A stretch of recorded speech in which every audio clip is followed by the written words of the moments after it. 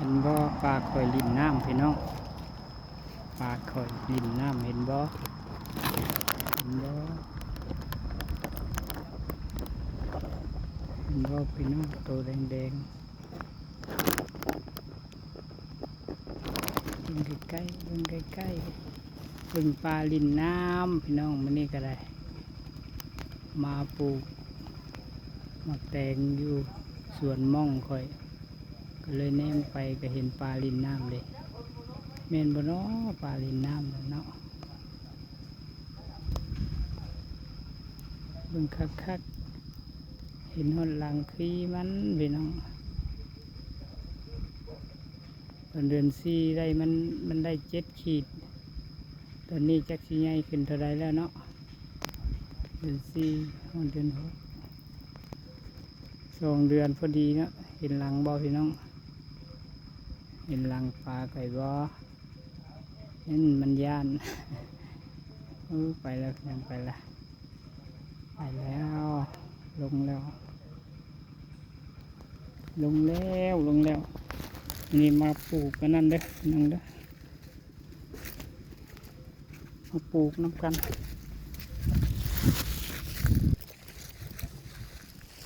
ปลูกหมากหมากแตง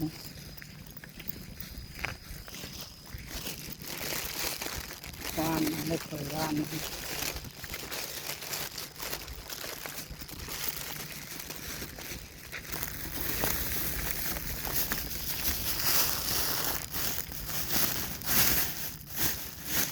ลูก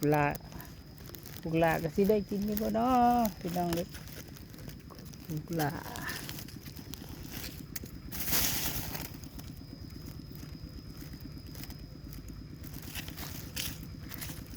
ปลูกวันนี้ไม่เคยปลูกสร้างคนหามผลได้ค่อยรุ่นค่อยปลูกนะทีนี้หมักแตงมากว่านนะรถค่อยว่านนะรถว่านตามร่อง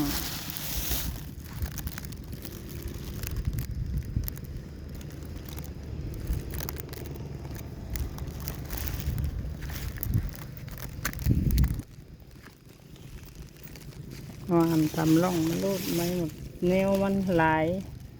เพื่อจะเฮ็ดอะไรก็ได้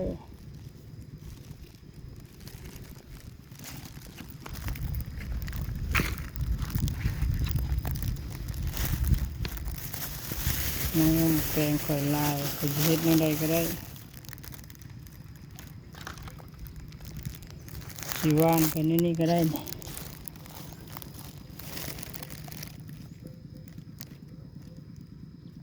ซื้อมาแกงชมกันไปเลย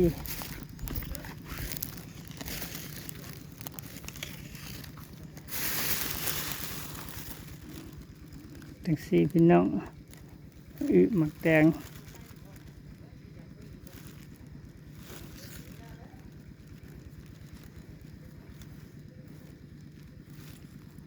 เบิ่งเอาข่อยปลูก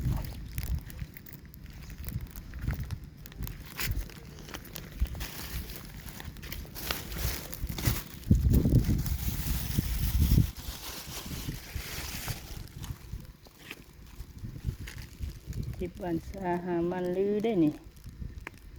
สร้างคนหาบได้ข่อยปลูกแบบนี้ได้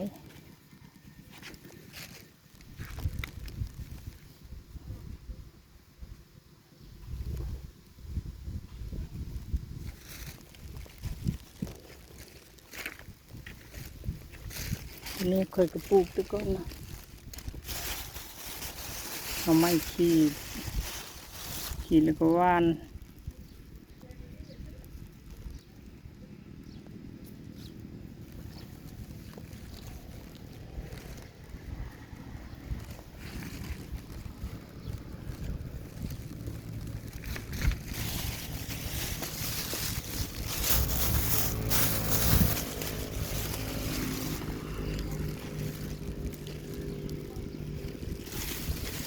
มันน่านั่นแหละเนาะ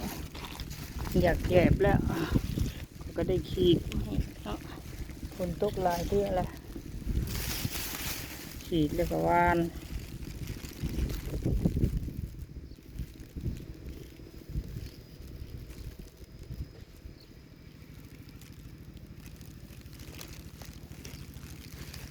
นตกมามันกระทมเองมันเนาะ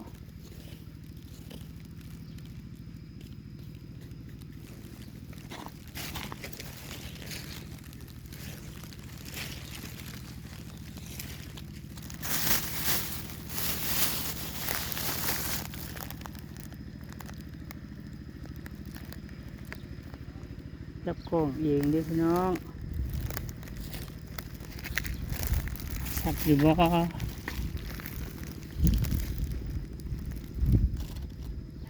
ยากเห็นเด้อว่าวิธีเราปลูกนี่มาเบิ่งก็ได้ไม่ใช่ยากจังไม่ขีดไม่ขีด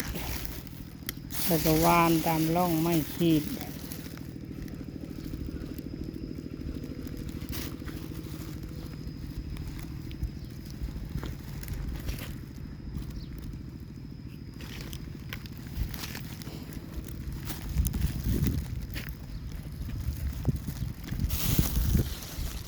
ก็คุณขึ้นแห้งละคุณขึ้นแห้งแล้วพี่น้องเอ้ยคุณขึ้นลายแล้วจักสิปลูกจังได้ค่อยก็ได้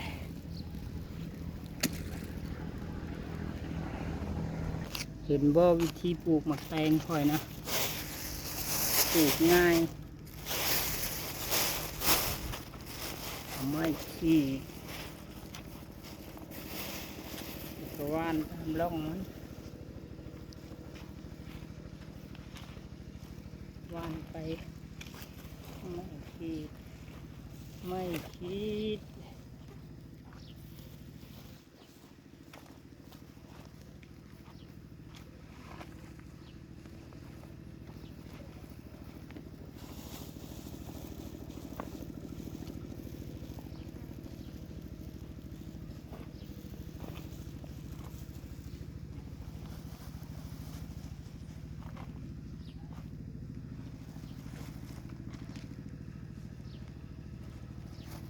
ปลูกหมากแตงแบบ